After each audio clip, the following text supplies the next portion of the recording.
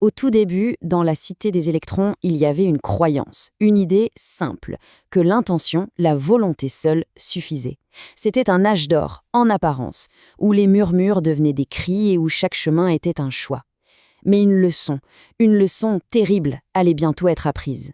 Parce que la cité allait découvrir à ses dépens que même les plus nobles intentions, quand on les laisse sans aucune limite, finissent toujours par se transformer en tempête. Et la cité s'est mise à trembler.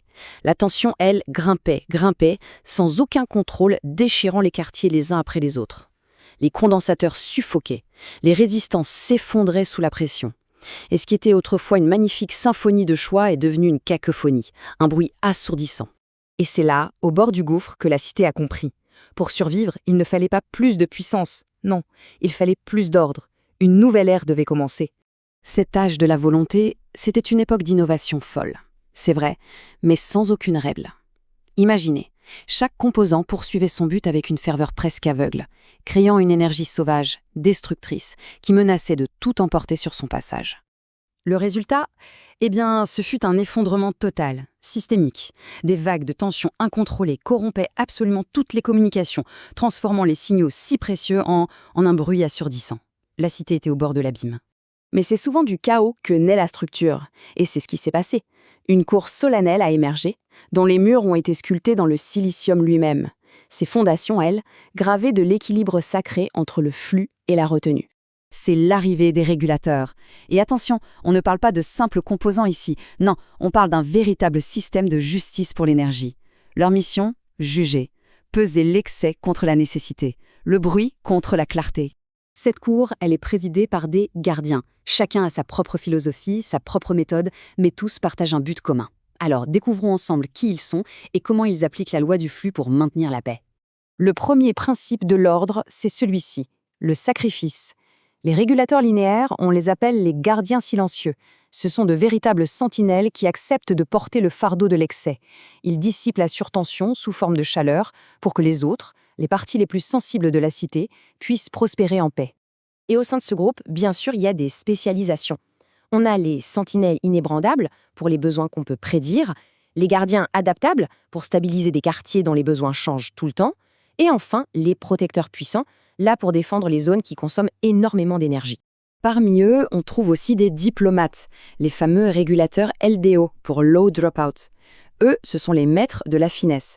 Leur travail est subtil, incroyablement précis. C'est idéal pour les circuits analogiques aux radiofréquences, là où le moindre bruit est un ennemi mortel et où la tension d'entrée est à peine plus haute que la sortie désirée. D'accord, mais que se passe-t-il quand la situation est dynamique, imprévisible, quand l'ordre ne peut pas être maintenu uniquement par le sacrifice? Dans ces cas-là, il faut des stratèges, des guerriers capables de gérer les situations les plus complexes avec une efficacité redoutable. Et les voici, les régulateurs à découpage. Eux, ce ne sont pas des gardiens passifs, pas du tout.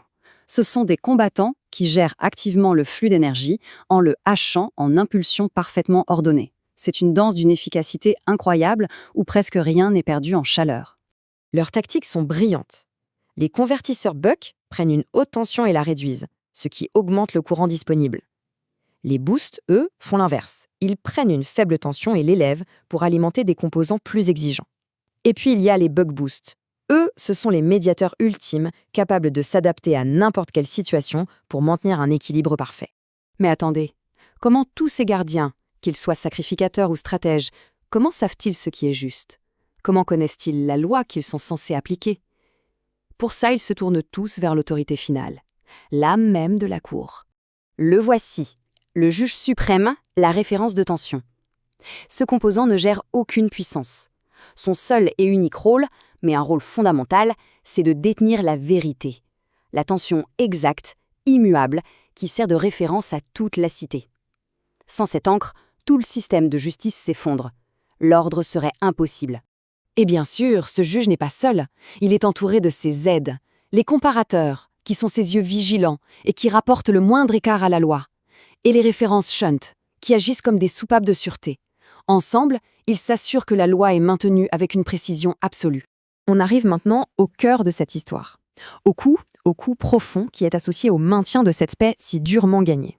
Parce que la stabilité, elle n'est jamais gratuite. Elle exige un sacrifice, une transformation de l'énergie qui laisse une marque, une marque tangible et chaude sur la cité? La réponse, c'est la chaleur. Et ce n'est pas un défaut de conception, loin de là. C'est la preuve physique du travail des gardiens, surtout des gardiens silencieux. C'est le prix immuable à payer pour la stabilité. Cette transformation d'énergie en chaleur, c'est en fait un acte noble. C'est le chant silencieux de leur effort constant pour maintenir l'ordre et protéger, jour après jour, la cité du retour du chaos. Et nous voilà arrivés à la résolution. Quand on combine les efforts de tous les gardiens, du juge suprême jusqu'aux sentinelles, on crée une nouvelle existence.